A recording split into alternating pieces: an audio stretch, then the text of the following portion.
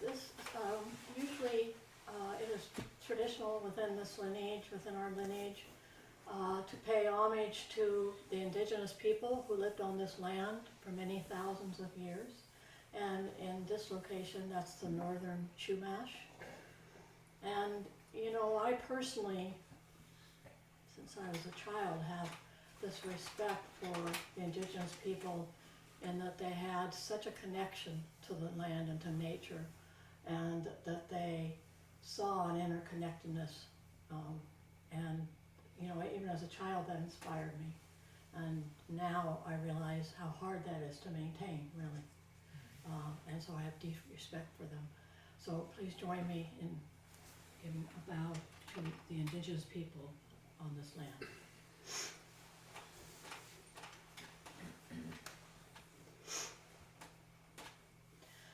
So this is the third talk for this practice period, and on the topic of Prajnaparamita. And please forgive me if I repeat some of the things that Rinkai said or Kanjo said.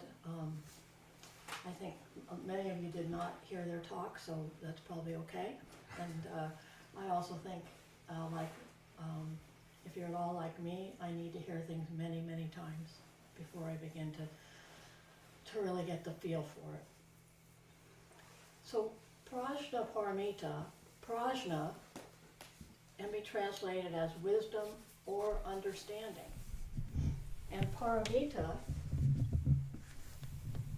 translates as perfection or unsurpassable or even gone beyond.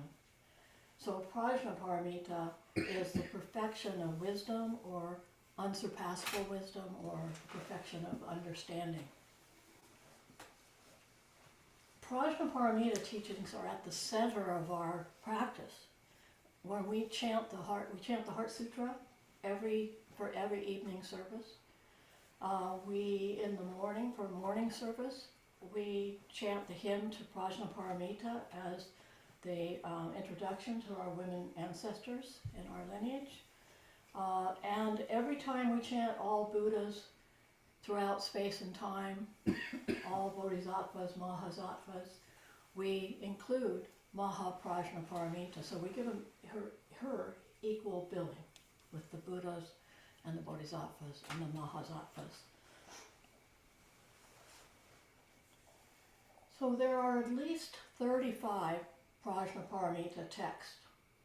And you know, the Heart Sutra is simply what it says. It's the heart of the inner kernel of the Prajnaparamita teachings. There are teachings that are as long as 100,000 lines, and there is even one teaching that's only one syllable, or one letter, I believe. And the Prajnaparamita teachings include the Prajnaparamita Sutra in 8,000 lines, which many people consider to be the first, although that's arguable by historians. And then there's the large Prajnaparamita Sutra, which is in 25,000 lines. And there's the Diamond Sutra, and then of course the Heart Sutra.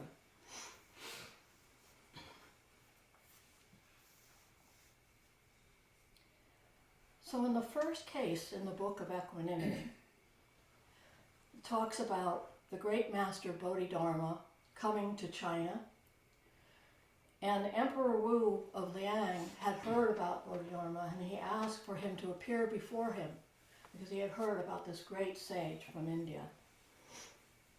When Bodhidharma was in front of him, he asked, "What is the highest meaning of the holy truth?" And Bodhidharma replied, as you probably have all heard, "Vast emptiness, nothing holy. Vast emptiness, nothing holy." Taken aback, the emperor asked again, "Well, who is this facing me?" And Bodhidharma says, "I don't know."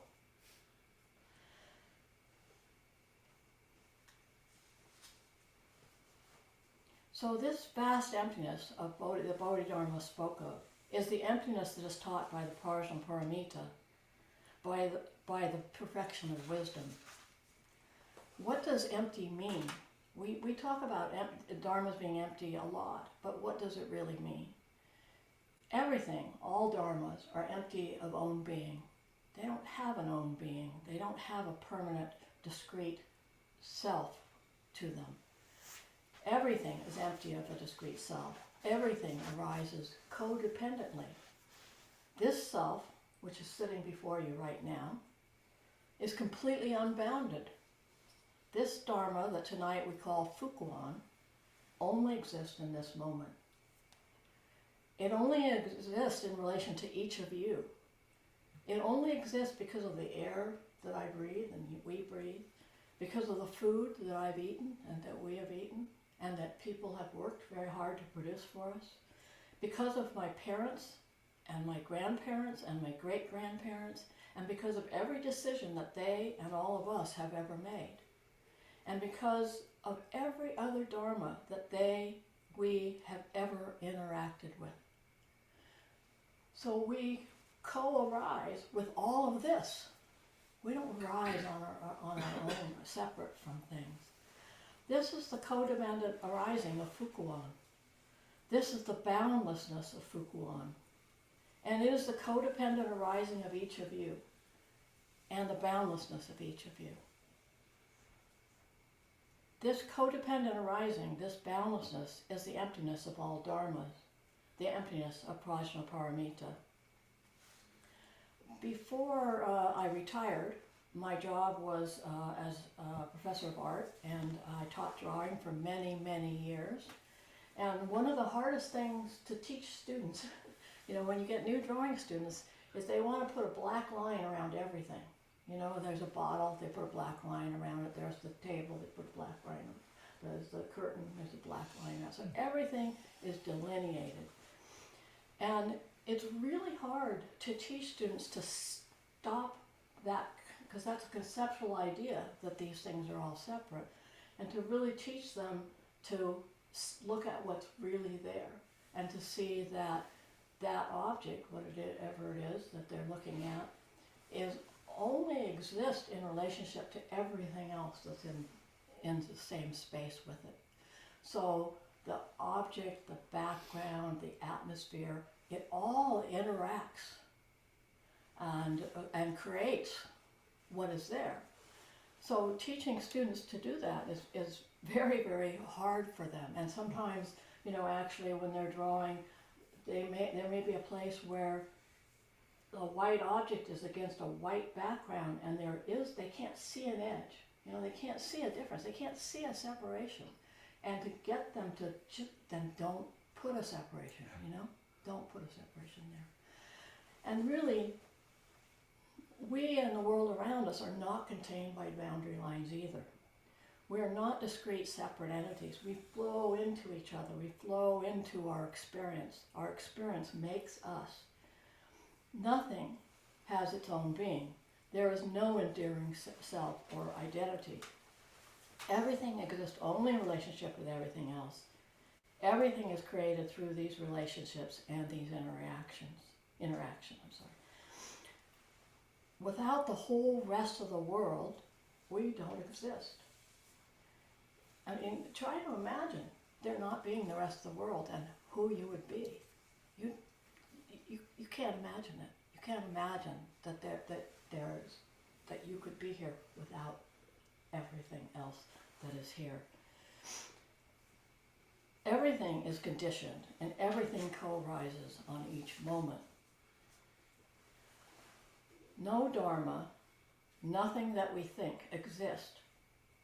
No Dharma, nothing that we think exists has an own being, a persistent, definable self. Everything is boundless, codependent in its arising, and interconnected.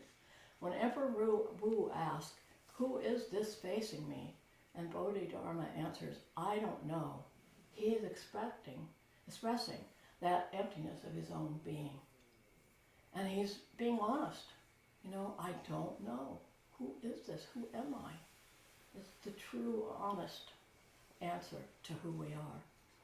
Norman Fisher says that through the perfection of wisdom,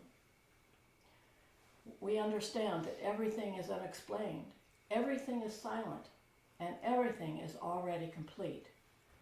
We understand that what we think we know, we don't really know. And this is the I don't know of Bodhidharma. So how do we practice with Prajnaparamita? It's cultivated and practiced through the 6 paramitas. And the 6 paramitas are generosity, morality or ethical conduct, patience, energy or diligence, meditation, and wisdom. So we practice in this world, this phenomenal world, in this samsara, we practice generosity and ethical conduct as outlined in the precepts. We develop patience as best we can. We develop our meditation practice over many years for most of us. And we work at developing wisdom. Through this, we open ourselves to the realization of the boundlessness of all dharmas. It's not enough to understand it. We have to realize it through direct experience. These paramitas only become perfect through realization, the realization of perfect wisdom. Through direct experience of the emptiness of everything, through direct experience that the relative and the absolute are one, and all are empty. With this realization, with the realization of perfect wisdom, all the paramitas become perfections. Paramitas means perfection, but they only become perfect when they are combined with perfect wisdom and with true insight into perfect wisdom. These paramitas are not only the practices followed in order to realize the Prajnaparamita, they are also the characteristics of a bodhisattva who has realized Prajnaparamita. So through the realization of Prajnaparamita and in understanding it, the interconnectedness of all dharmas and the dependent co-arising of all dharmas and the non-duality of self and others, through those, how could we not be more generous and more patient? Once we understand this interconnectedness, all beings become us. They become ourselves. And all things become ourselves. And so we treat them with the same care that we would hope to treat ourselves. Shishan Wick, in his commentary on this koan, says, "Everything is impermanent. Nothing is fixed. One's own form is empty of any fixed thing. Realizing this emptiness, experiencing it directly, is one of the most important aspects of our practice. There is no fixed thing that is the self, nothing to grasp onto, no firm ground upon which to stand, no right understanding to attain. As soon as you think you've grabbed it, you have lost it. Realizing it directly, tremendous freedom is manifest." So Prajnaparamita asks us as bodhisattvas to stand in emptiness. A bodhisattva stands in emptiness by not standing or supporting themselves on any dharma, by not holding on to anything, being willing to let everything go as it goes. A bodhisattva sees that form is empty, feelings are empty, perceptions are empty, impulses are empty, and consciousness is empty. A bodhisattva sees that the whole of human experience, the whole of the world, is empty. And standing in emptiness, realizing that all is one, everything is Buddha nature, that this all is one includes everything, the relative and the absolute, differentiation and oneness, everything is included without exception. For this reason, Prajnaparamita is called the mother of all Buddhas, for it is through the realization of Prajnaparamita that all Buddhas are born. There's not a Buddha that has not realized Prajnaparamita. And so I'd like to end, I'm just giving a very short talk. I always think I have so much to say, and I'm worried I can't fit it in, and then I have given a very short talk, but that's good. I'd like to end by reading the introduction to our Buddhist women ancestors, which we recite every morning in morning service. And I know a lot of you aren't able to make it to Sunday morning service, so you may not be as familiar with this. But, you know, Prajnaparamita takes on the form of female wisdom. So for that reason, we recite this for the women ancestors. And actually, this introduction to the women ancestors comes directly from the Prajnaparamita in 8,000 lines in a chapter called The Hymn to the Perfection of Wisdom. Homage to the perfection of wisdom, Prajnaparamita, the mother of the Buddhas. The lovely and the holy perfection of wisdom gives light. Unstained, the entire world cannot stain her. She is a source of light, and from everyone in the triple world she removes darkness. Most excellent are her works. She brings light so that all fear and distress may be forsaken, and disperses the gloom and darkness of delusion. She herself is an organ of vision.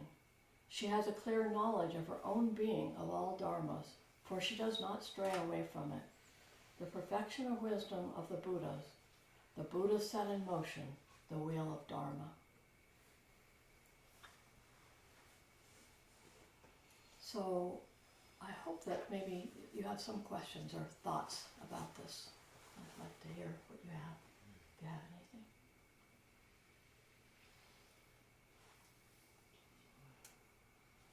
I'd like to ask a question. Yes. So, is the interconnectedness that the indigenous people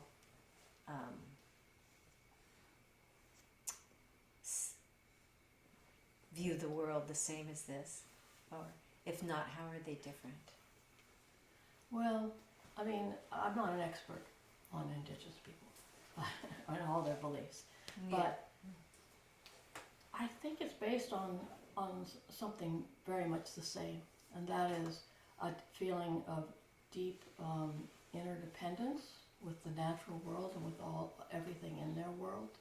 I think that, you know, one of the things for us as civilized, as people who live in so-called civilization, we're so separated from nature, you know, and we don't realize our dependence on it. Maybe we're coming to realize our dependence on it when we are having all these storms and droughts and fires and things like that.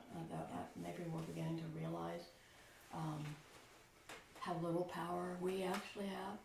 But I think that indigenous people, because they were so immersed in the natural world, couldn't help but have complete respect for it. And I think, you know, when I said that if you have this insight into Prajnaparamita, how could you help but be generous and patient and loving to the world? I think that's the same as what the indigenous people have, is that if you really understand this, your non-separation, how could you not be compassionate? You know? But that's my opinion. Mm-hmm. You know.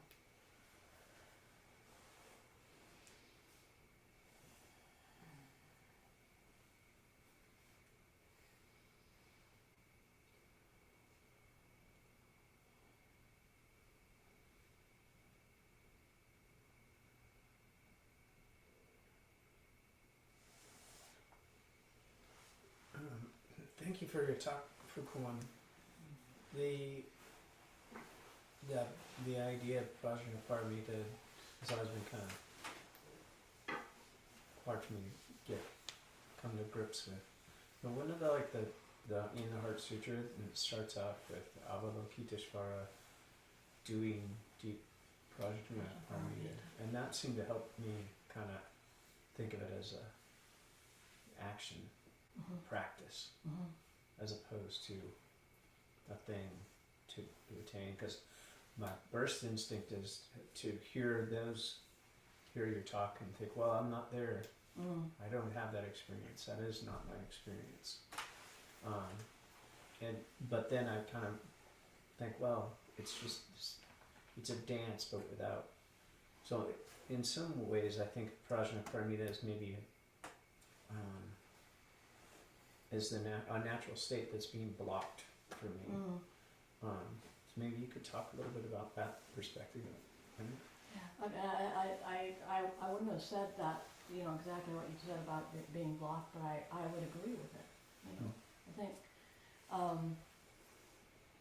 and I know I mentioned this before, not in this talk, but before, I think with you, that, some,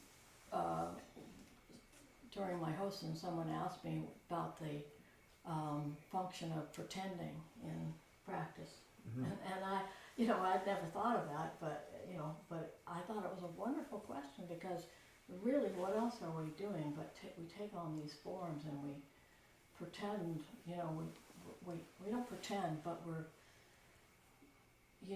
make a vow to the precepts, and yet we know we can't keep them perfectly, and we probably don't even keep them as perfectly as we could, but we, by embodying that, by actually putting our body into that form, we learn something that we can't learn up here, And I think that one of the things that I loved about Prajnaparamita when I was studying is the relationship between all the paramitas and how they become perfect. They become perfect through perfection of wisdom, but until you have that insight, you still can practice them, And so one of the things I love about Buddhism in general is that it gives us ways to practice.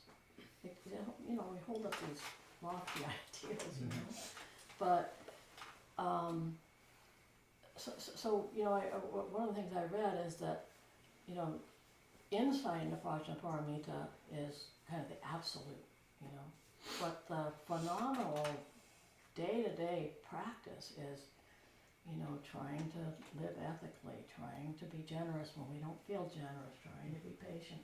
And Buddhism always gives us a way to do that, I think, which I really appreciate more and more as I think when I first started practicing, I thought, well, someday I'll get there and this will all make sense to me, it'll all be easy. And now I know the closer I get, the farther it gets, it's like you never quite get it, even if you have a moment where it's like, anyway. So I'm really grateful for that. And the other thing is, I'm glad you brought up Avalokiteshvara, because it's very interesting. One of the things that I hadn't thought about is that in the Heart Sutra, it's Avalokiteshvara. It's not Manjushri, the Bodhisattva of wisdom. It's the Bodhisattva of compassion. Yeah. And that's because compassion is so important to the realization of perfect wisdom. Maybe, I even hate to call it perfect, like maybe we need another, something else. It's a perfection of wisdom, I guess, but, this insight into exactly what it really means for something to be empty, But it's through compassion, it's through trying to be compassionate and patient and ethical that we will get to that point, I think. Did I answer your question?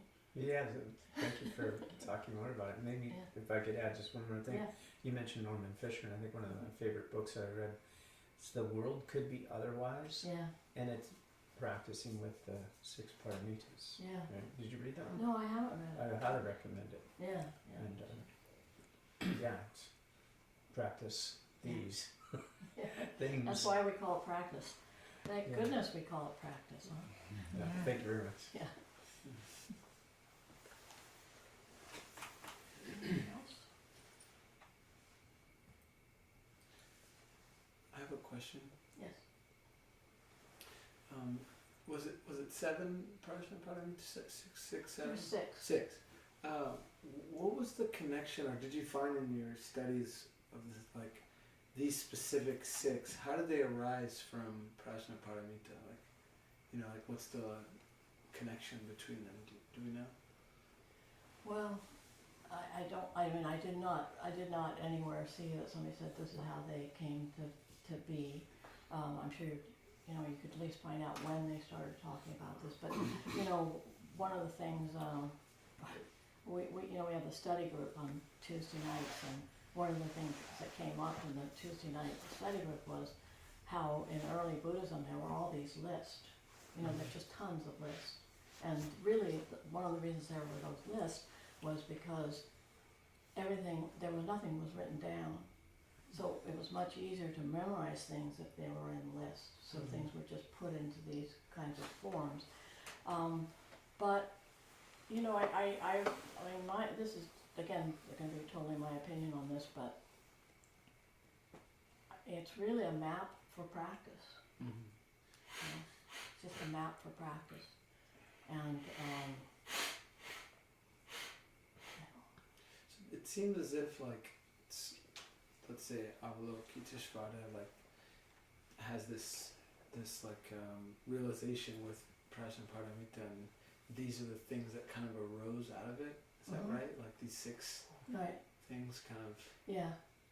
But of course the Heart Sutra was written long after, I mean not long after, but there were earlier versions of Prajnaparamita, and all of those talk about these other perfections in there, and they don't talk about Avalokiteshvara. As far as I know, I didn't find, I read through I read the 8,000 line one, and I have the 25,000 line one, and I did not read the whole thing, but I kind of paged through it, Yeah. you know, and I didn't see any Yeah. mention of Avalokiteshvara in there.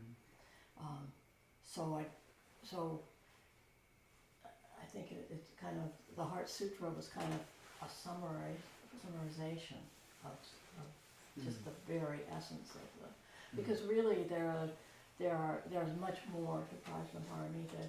There's a lot of repetition in these books, but there are, trying to think of some of the other things that, if I can remember some of the, I probably can't because I didn't write them down, but anyway, there's a lot more to it than just the this. 6. No, not more paramitas, but there's a lot more in the Prajnaparamita literature than just the idea of emptiness. You know? Yeah. But that's kind of the central one that keeps coming back to, and that's the center of the insight of Prajnaparamita. Yeah. You should read them. I will. I mean, there's enough of them. You might keep you busy for the rest of your life, but you know, read some of them. I found the 8,000 line one was the easiest to read, actually. Of the 2 that I tried. We have time for one more. Yes. Thank you for your talk, Fuku-an. I guess my question is, could you sort of talk about the seeming dichotomy between empty and boundless? They seem like they're not the same thing, I think but they're are they different. or are they not? I- Ways of I- expressing. I think of them as the same thing, but Yeah, I think they're it the also same thing. sounds contradictory. Well, the thing, you know, it's interesting because you mentioned, when you gave your talk, you mentioned boundlessness. And then since then I've run into a lot of other places, you know, so it was interesting to me. You know, both of them, so emptiness seems to imply that there's nothing in it, you know. But it's not, when you really read about emptiness, it's not saying there's nothing there. It's saying there's nothing that's permanent or identifiable, you know, as a consistent self, a consistent entity. You know, it just comes up and goes, you know, a continual rising, you know. So to me, I want to go back to my drawing students. It's like we don't have a boundary around it. You know, we don't stop and start. The world doesn't stop and start with me. You know, or my identity doesn't stop and start with me. And my arising or being here doesn't stop and start with me. I become me through interaction with you, you know? And that's boundless. But it's not really empty in our conventional sense. Am I making any sense? I mean, the reason, and there's a whole chapter or two in the Prajnaparamita literature about how you can't talk about this, and words can't touch it, and that's true of everything that we really talk about in Buddhism and all these essential Is teachings. that why the Diamond Sutra makes no sense to me? Probably. You know, I mean, we're trying to use words, and all those words, emptiness and boundlessness, they imply a physical presence or lack of physical presence, but they're about physical. They're based off physical concepts. You know what I'm saying? And that we're not really talking about that. Yeah. You know? Am I totally confusing you guys now? And that's helpful. It's like it. rich. I mean, basically, it's probably better if we're confused, because then we maybe will look at it afresh, you know? Maybe that's their whole point. Maybe that's why they made it 100,000 lines, just to overwhelm people. So they just give up and go, Exhaust "Pretty big," us. you know? Yeah. I think I'll just sit a Yeah. little longer.